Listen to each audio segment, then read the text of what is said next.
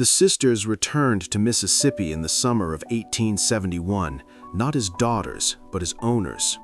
The war had ended years earlier, slavery was officially abolished, and yet the plantation remained, its fields quiet, its buildings intact, its history carefully unspoken. Eleanor and Margaret Hale had grown up on this land, had left it young, and now came back to inherit what their father had built and protected until his death. What the will transferred to them was land, livestock, and a house. What it did not transfer, but could not erase, were the lives that had been shaped, damaged, and divided by the Hale name. From the outside, the plantation looked like many others trying to rebrand itself after the collapse of the old system. The main house still stood tall, paint fading but columns straight, as if refusing to acknowledge that the world around it had changed. The fields were now worked by sharecroppers instead of enslaved laborers, contracts replacing chains. On paper, everything was legal, respectable, clean. But paper had always been kind to the Hales. It was memory that posed the real threat. Eleanor was the older sister, composed and deliberate, her voice steady even when discussing difficult matters. Margaret, younger by 3 years, carried herself differently, more guarded, more observant, as if she had learned early that silence could be a form of survival.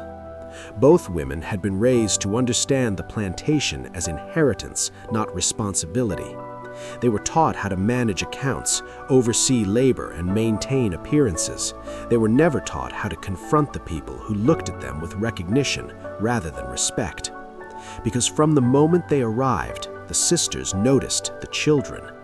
They were everywhere, near the cabins, along the tree line, at the edges of the fields. Children with light eyes and dark skin, children with familiar bone structure, children who did not look like accidents. No one introduced them, no one explained them, but everyone understood who they belonged to, and more importantly, who they did not belong to publicly. During slavery, such children had been absorbed into silence. After emancipation, they became complications. The sisters' father had been a powerful man in his county, known for order rather than cruelty, which is how such men preferred to be remembered. He had never acknowledged any children outside his marriage, never recorded their births, never claimed responsibility, and yet the plantation had provided for certain families in ways that could not be explained by generosity alone. Extra rations, better cabins, protection from being forced off the land. These arrangements were informal, deniable, and very carefully balanced. With his death, that balance collapsed. The mothers of those children, black women who had lived on the plantation for decades, waited quietly as the sisters settled in. They did not demand recognition. They did not ask for inheritance. They had learned long ago that asking could be dangerous. What they watched for instead was removal, eviction, forgetting. Because that, historically, was how such transitions ended. Margaret noticed first how the children watched the house. "They know," she said one evening, standing near the window as the sun dropped behind the trees. Eleanor did not ask who. She already understood. The sisters were now faced with a decision their father had avoided his entire life: what to do with the living evidence of a system everyone claimed was over. Legally, the children were free. Socially, they were invisible. Morally, they were unbearable.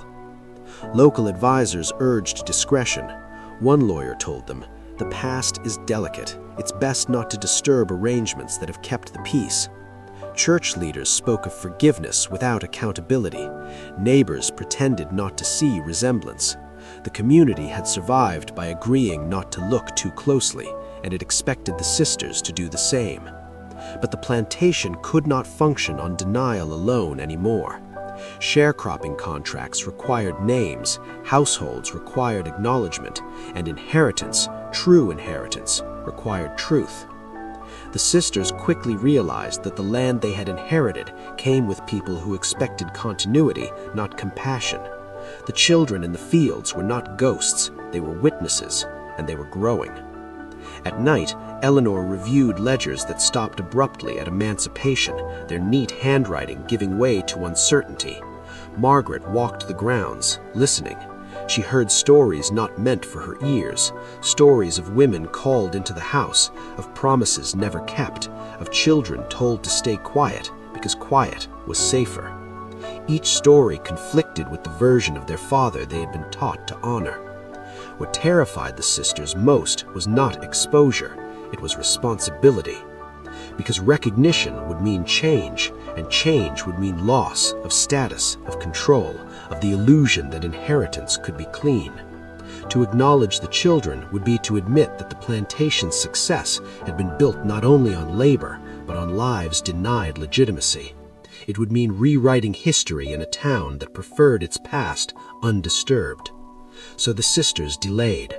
They adjusted contracts, they avoided names, they told themselves time would resolve what truth demanded. But time, as they would soon learn, does not erase As children. summer gave way It to only autumn, allows them to the grow old plantation enough began to ask to reveal questions what that paperwork silence could not cannot hide. answer. The sisters discovered that the children they had noticed were not a single group, but several, each tied to different women, different years, different moments of their father's life. Some of the children were nearly grown, already working the fields with a discipline learned too early. Others were small, still clinging to their mother's skirts, unaware of the tension that surrounded their existence. The resemblance among them was unsettling. It was not just in the shape of their faces or the color of their eyes, but in gestures, how they stood, how they listened, how they watched authority with a careful stillness that Eleanor recognized from her own childhood. These children had inherited more than blood. They had inherited caution. Margaret began speaking quietly with the women who had lived on the land longest. These conversations never happened inside the house. They took place near the cabins, at the edges of fields, in spaces where power felt slightly less absolute. What she learned came in fragments, never accusations. The women spoke of being called, of understanding what was expected, of promises that were never spoken aloud but were clear enough to obey. Some relationships had lasted years, shaped by routine rather than affection. Others had been brief, transactional, and devastating. None had ended with acknowledgement. Children were born, raised, and absorbed into the labor system, their lineage erased by design. The silence had been mutual only in appearance. In reality, it had been enforced. Eleanor, meanwhile, faced pressure from the outside world. County officials expected taxes, productivity, and stability. Neighbors watched closely, curious about how two unmarried women would manage such a property. Suggestions arrived thinly disguised as advice. Sell off distant parcels, reduce the number of families allowed to remain, simplify operations. Each suggestion carried an unspoken solution: remove the evidence. Eleanor understood that what the town wanted was not justice, but continuity. The plantation was supposed to survive as it always had, without questions that might unsettle others who had similar histories buried nearby. The sisters argued in private, their conversations tense and unresolved. Eleanor believed responsibility could be managed quietly, through provision without recognition. Margaret disagreed. She had begun to see the cost of silence etched into the women's faces, into the children's careful obedience. "They already know who they are," she said once. "It's us who are pretending." Eleanor feared that acknowledgement would invite chaos, legal claims, public scrutiny, social exile. Margaret feared that denial would repeat her father's legacy exactly as it was. Neither sister was wrong. That was the tragedy of inheritance. One evening, a boy approached the house alone. He was perhaps 12 or 13, tall for his age, his posture rigid with rehearsed restraint. He did not knock. He waited. When Eleanor finally noticed him from the window, she felt a jolt of recognition so sharp it was almost physical. He looked like her brother would have at that age, had he lived. The boy said nothing when she stepped outside. He only handed her a folded piece of paper, a note written by one of the women, careful and respectful, asking for medicine for a younger child who had fallen ill. Eleanor realized then that the women had not come before because they had been trained not to. Asking directly had never been safe. The medicine was provided. The child recovered. Nothing else changed, but the moment lingered. Eleanor could no longer pretend the boundary between the house and the cabins was natural. It was maintained, enforced, and it was her responsibility now. As winter approached, rumors began to circulate. A preacher asked questions about baptism records. A school teacher wondered aloud why certain children never attended.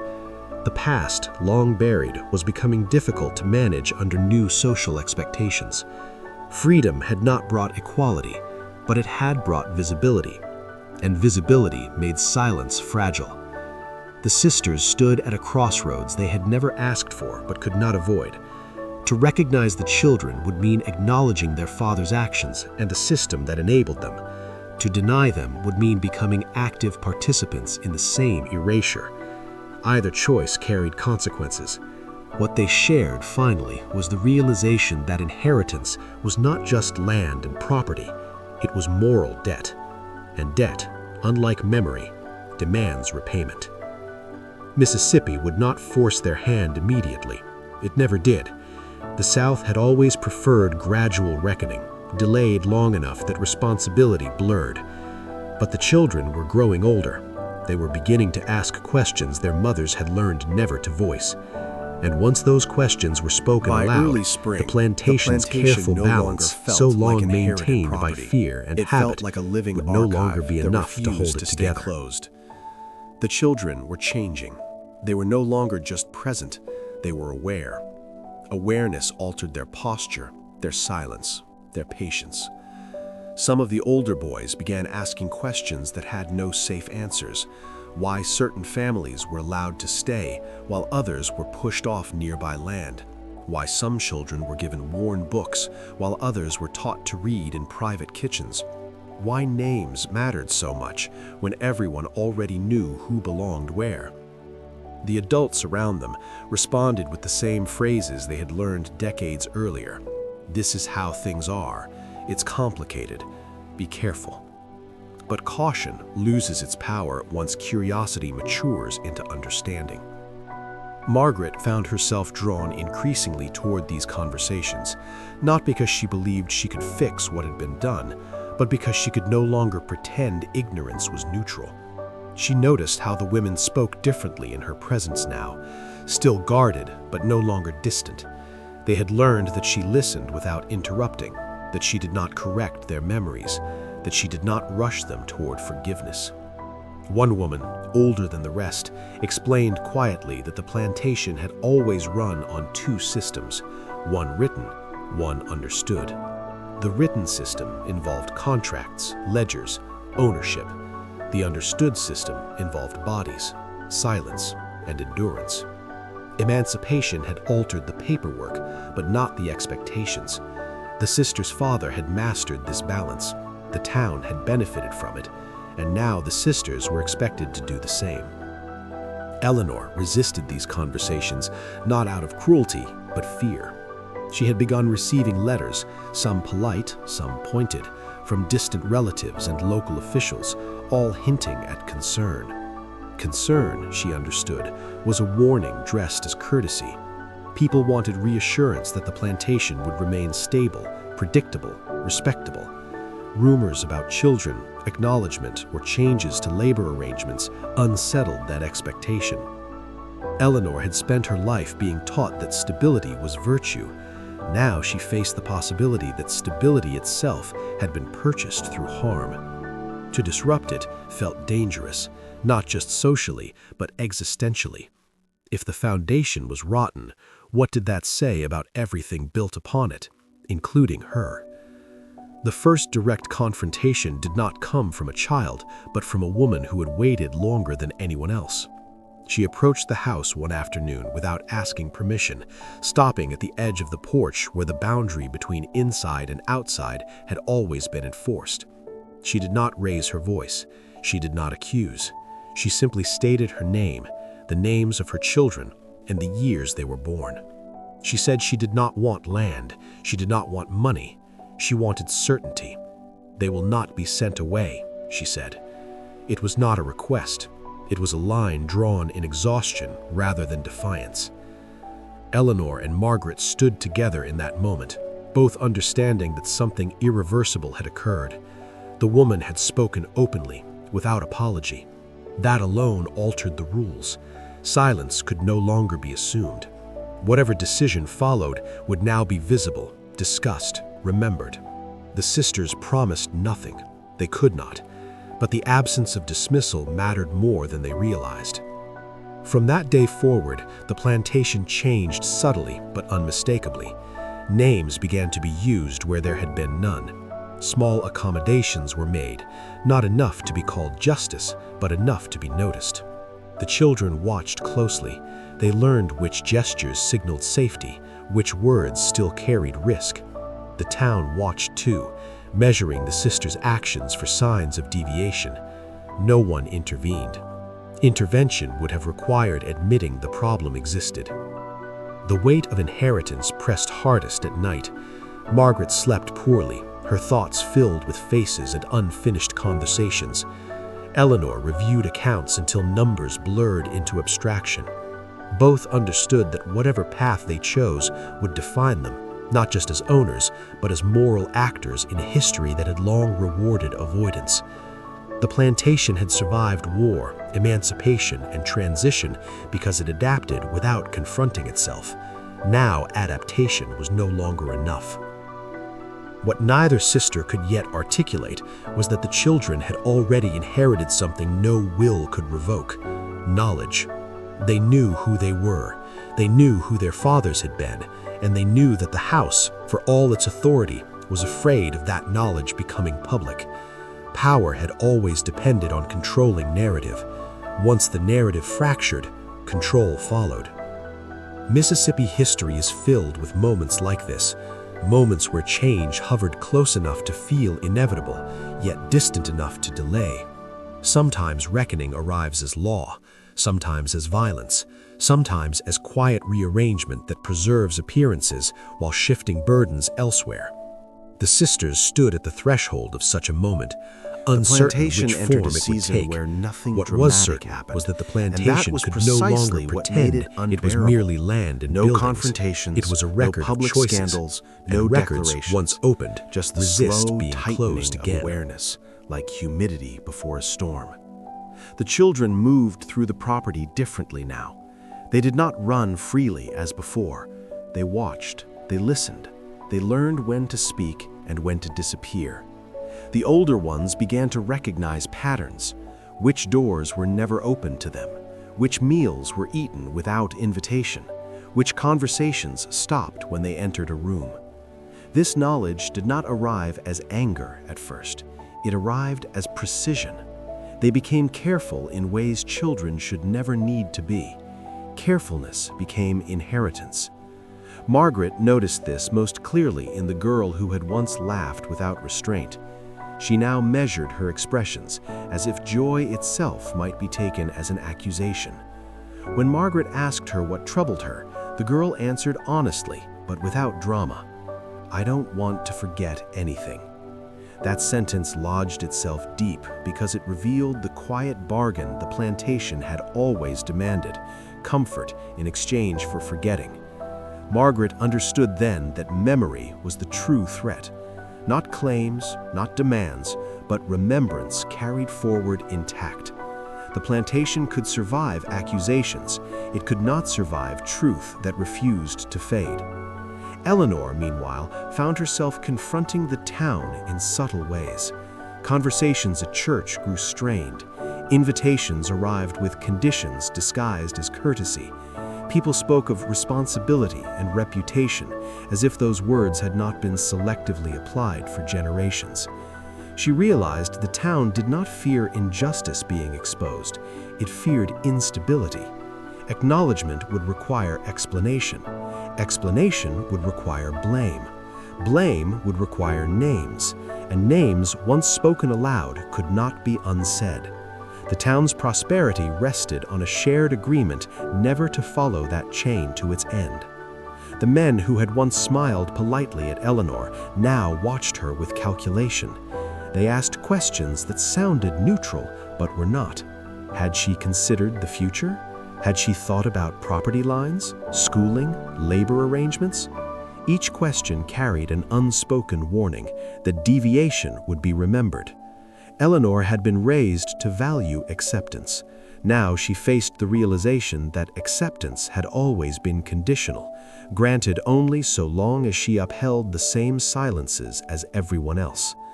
One evening, long after the house had gone quiet, Eleanor and Margaret sat together without speaking.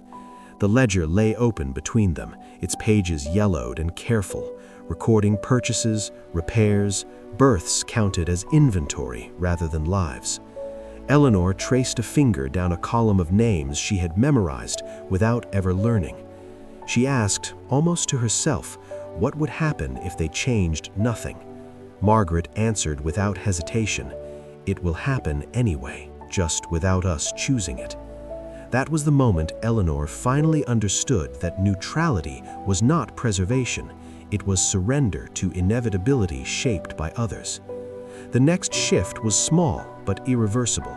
Children were allowed into rooms they had never entered before, not as guests, not ceremonially, but as occupants. A table was shared without announcement. A book was given without instruction to return it quietly. These gestures did not fix anything. They did not erase harm, but they disrupted the choreography of distance that had kept everyone in their assigned places. Disruption is often mistaken for progress. In truth, it is merely the removal of denial's scaffolding. The women who had waited longest did not celebrate these changes. They observed them carefully, as people who had learned not to trust sudden kindness. They had seen gestures come and go before, usually when scrutiny increased. What mattered to them was consistency, whether tomorrow would look like today, whether names spoken once would continue to be spoken, whether children acknowledged in private would be acknowledged in daylight. Hope, for them, was not emotional, it was procedural. As summer approached, the plantation felt heavier, not because of heat alone, but because everyone sensed the narrowing of possibility. Something would have to give. Either the house would retreat into its old habits, fortified by denial, or it would fracture under the weight of truth pressing outward. The children sensed this too. They asked fewer questions now, but their silence was no longer ignorance, it was preparation. What history often fails to capture is this in-between space, the long moment after awareness but before resolution. It is here that moral character is truly formed, not in dramatic acts, but in sustained willingness to endure discomfort. The Georgia house stood in that space, suspended between what it had been and what it could no longer avoid becoming. And everyone inside it understood, even if they could not yet say it aloud, that the future would judge them not by what they inherited, but by what they chose to acknowledge. Winter arrived without ceremony, as it always had, but this year it carried a different weight. The cold settled into the plantation slowly, pressing into the wood of the house and the bones of the people who lived within its reach. Fires burned longer, workdays shortened, conversations stretched because darkness came early and there was nowhere to retreat from thought. It was in this season, when labor paused just enough for reflection, that the past began to surface more insistently, like something long submerged, rising due to pressure rather than intention. Stories started to circulate among the children, passed carefully, almost academically. They compared faces, traced similarities in gestures, noted the way certain eyes appeared again and again across families who were never publicly connected. No one framed these observations as accusations. They spoke of them the way one speaks of weather patterns or inherited traits, facts observed, not yet named. What disturbed the adults was not that the children were talking, but that they were doing so without fear. Fear had once been the plantation's most reliable enforcer. Its absence marked a shift more profound than defiance. Margaret spent more time reading old correspondence, letters never meant to be preserved, but stored anyway out of habit rather than foresight. In their margins, she found omissions louder than any confession. Mentions of women without surnames, children referred to only by age, payments noted without explanation. She realized the plantation had been meticulously documented in all the ways that mattered to power, and deliberately vague in all the ways that mattered to people. This imbalance was not accidental, it was strategy. And strategy, once recognized, was impossible to unsee. Eleanor tried to maintain normalcy through routine, meals at the same hour, church on the same pew, accounts balanced to the same precision, but normalcy had begun to feel performative, as if she were reenacting a role whose audience had stopped believing in the script. Even the house resisted her efforts. A leak appeared where none had been before. A door swelled and stuck. Minor failures, easily repaired, yet symbolically relentless. The structure that had once seemed permanent now required constant attention to remain convincing. The women noticed Eleanor's strain, though few commented on it directly. Sympathy existed, but it was tempered by memory. Many had watched previous generations of owners wrestle briefly with conscience before choosing comfort. Compassion did not erase pattern recognition. What mattered was not Eleanor's discomfort, but her decisions. And those decisions were still forming, delayed by the weight of what they might disrupt. One night, during a gathering that had become customary in the colder months, an older man spoke aloud something that had only ever been implied.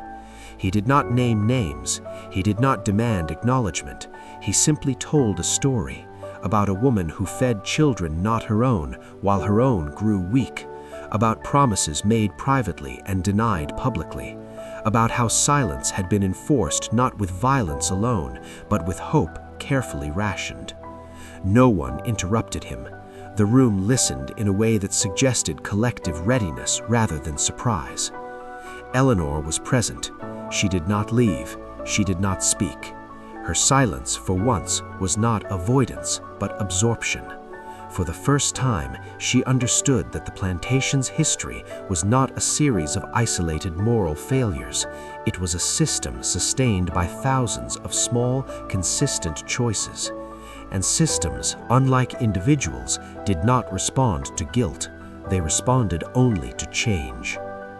After that night, the house felt different again, not heavier, but exposed, as if a layer of insulation had been stripped away. The children slept more restlessly, the adults spoke more carefully, but something essential had shifted. The past had been articulated aloud in shared space. Once spoken, it could no longer be dismissed as rumor or exaggeration. It existed now as communal knowledge. The Georgia house still stood, its columns uncracked, its land intact. From a distance, it looked like continuity, but inside, continuity was unraveling into something more dangerous and more honest, reckoning without spectacle. No dramatic collapse, no singular villain. Just people across generations confronting the realization that survival built on denial demands payment eventually, and that payment is rarely extracted from those who benefited most.